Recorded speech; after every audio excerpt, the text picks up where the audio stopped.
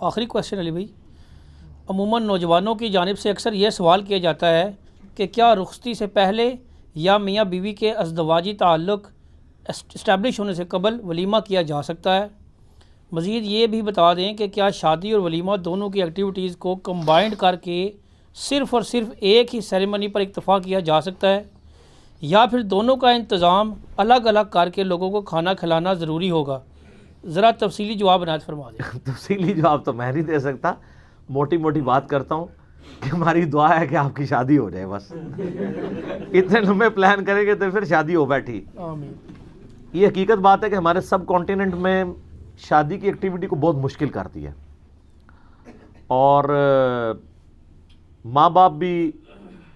اپنی شادیاں ان کی ہوئی ہوتی ہیں 18-20 سال کی عمر میں، بچے 30 سال کے ہو جاتے ہیں تو وہ کر کے ہماری شادی کر دو، کہتے کیڑی جلدی ہے۔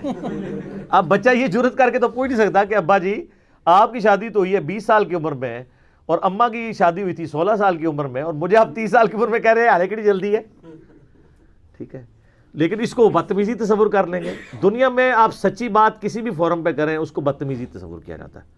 اس لیے عربی میں محاورہ ہے الحق مرن، حق کڑوا ہوتا ہے، اسی کو انگلش میں کہا جاتا ہے ٹروتھ از آلویز بیٹر، کڑوا ہوتا ہے، یہ حقیقت بات ہے۔ آپ سچی بات جتنے مرضی اچھے پیرائے میں کریں، جس کو لگ رہی ہے نا اس ٹائم خاموش ضرور ہو جاتے ہیں، اندروں انہوں وٹ چڑھیا ہوتا ہے۔ ٹھیک ہے، ویسے وہ جتنا مرضی دعویٰ کرے کہ جی آپ جو ہے وہ پازیٹیولی چیزوں کو ہائی لائٹ کریں، پازیٹیولی بھی کر کے دیکھ لیں۔ آپ کسی مزار پہ جا کے پازیٹیولی مسلم شریف کی حدیث وہاں لگائیں کہ نبی علیہ السلام نے منع فرمایا قبروں پہ عمارت بنانے سے، قبروں کو پکا کرنے سے اور ان پہ بیٹھنے سے،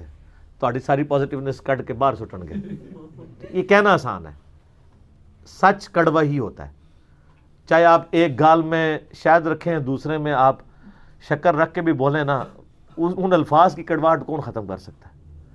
حتیٰ کہ سورہ یونس میں آیت نمبر 15 اور 16 آپ پڑھ کے دیکھیں، کافر بھی کہتے تھے اے نبی اس قرآن کو بدل دو،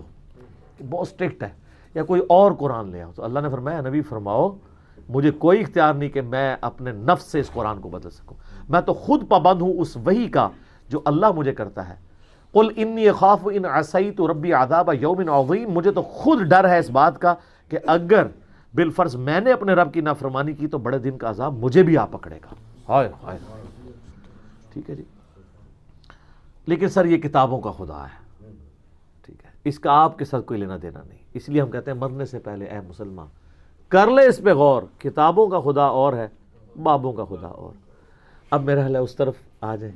ولیمہ اور یہ وہ دیکھیں جی، سنت تو یہی ہے، بخاری مسلم میں جتنی حدیث ہیں وہ اس پہ گواہ ہیں، نبی علیہ السلام کی اپنی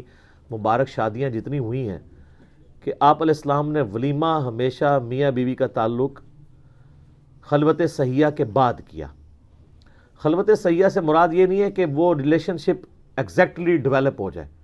فوراً تو ہونا مشکل ہوتا ہے، تو بس خلوت صحیحہ یعنی میاں بیوی الگ ہو گئے پبلک سے تو وہ خلوت صحیحہ ثابت ہوگی، اس کے بعد ولیمہ اناؤنسمنٹ ہے کہ یہ دونوں ڈکلیئرڈ میاں بیوی ہیں۔ اسی لیے بخاری مسلم میں حدیث ہے کہ ولیمے کی دعوت قبول کرنا مسلمان کے اوپر واجب ہے، ٹھیک ہے، وہ قبول کرنی چاہیے، کوئی ایک شرعی عذر ہو وہ علیحدہ بات ہے، ادروائز دعوت ریجیکٹ نہیں کرنی چاہیے۔ تو ولیمہ اس کے بعد سنت ہے، نبی علیہ السلام نے مختلف امہات المومنین کا ولیمہ مختلف کیا ہے،